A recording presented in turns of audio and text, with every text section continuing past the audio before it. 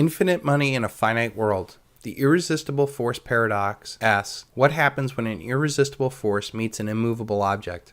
Our debt-based monetary system must create more debt each and every year in excess of the debt and interest accrued the year before. The more debt money the bankers create, the more profit they have. The more money, debt, the politicians spend, the more power they have. This sick symbiotic relationship of lender of last resort meets the spender of last resort ensures exponential growth of money. The elite will keep using the power of the printing press to maintain their power, but ultimately this will only accelerate their demise. There is a mathematical inevitable end to this system, as infinite money debt meets the world's finite resources and ultimately the limits of human faith. The more money and debt chasing after fewer goods and services will cause inflation.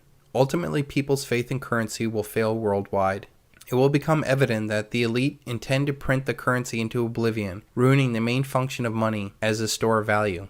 When this happens, people will throw their depreciating currency at any tangible asset they can get their hands on. Precious metals will be the main beneficiary of this. The frightening thing is that it's not just American citizens that will be affected by this global destruction of paper currency, because this will be the first time in human history in which the entire world has become interconnected and dependent upon this fiat monetary illusion. Stop thinking about another American Great Depression and start thinking about the Dark Ages. My suggestion would be to beat the rush and panic now.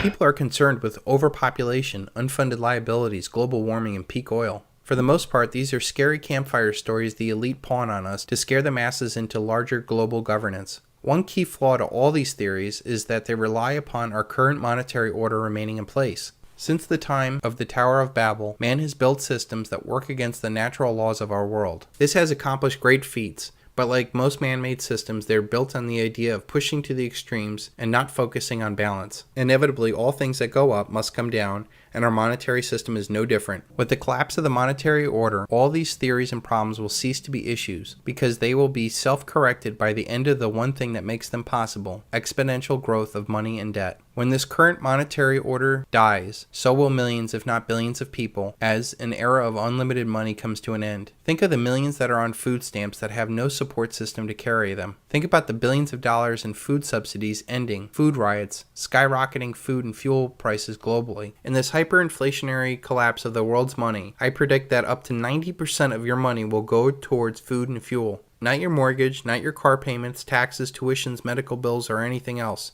Just the basic necessities like food and fuel. Most will not be able to make this transition and unfortunately will die. And that is before the wars, riots, and violence take even more people down. This dramatic shift in life will also prevent people from having children in this turbulence. There will be a scar in the human experience that will be felt for generations. This hyperinflationary depression will stop global manufacturing in its tracks. So if you're one of those misguided people that believe in man-made global warming, the collapse of the dollar will do more to stop human activity than 10 Kyoto protocols or carbon Ponzi schemes. Peak oil theorists, you can stop worrying too. When the dollar collapses, the energy-intensive Western lifestyle will be cut by 75%. No longer will the economy be able to support gas guzzlers, the largest military power ever known, or wasteful corporate giants. The value of oil will skyrocket, and the demand will drop significantly, leading to a much longer availability of our current reserves.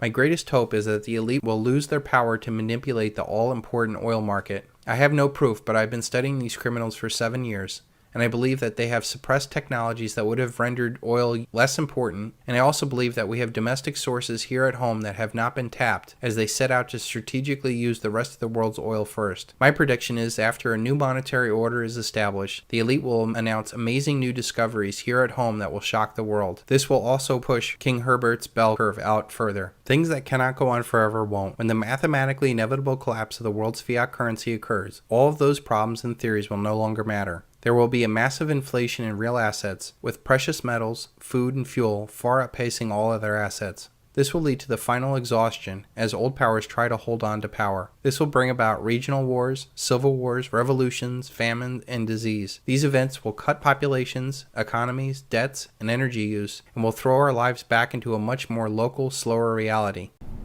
Where do you put your money? What's the number one conviction trade right now for you, 2020? Silver. Silver?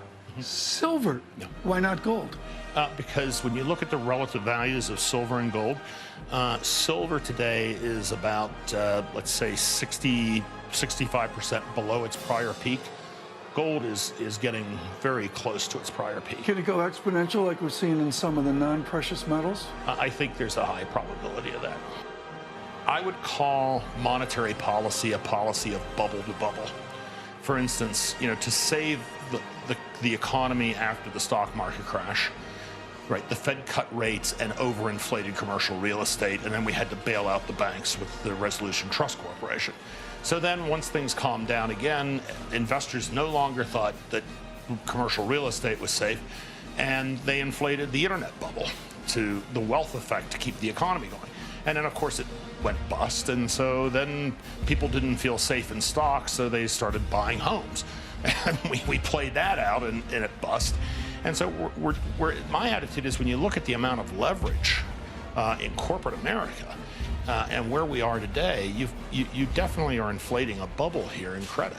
Is the elasticity or malleability of the system there so we can respond and react when we get that?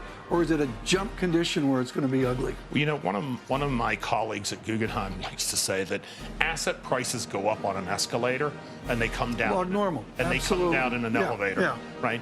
So the problem is, since nobody I know is smart enough to figure out when the music stops, I think that's a really difficult thing for people to try to time.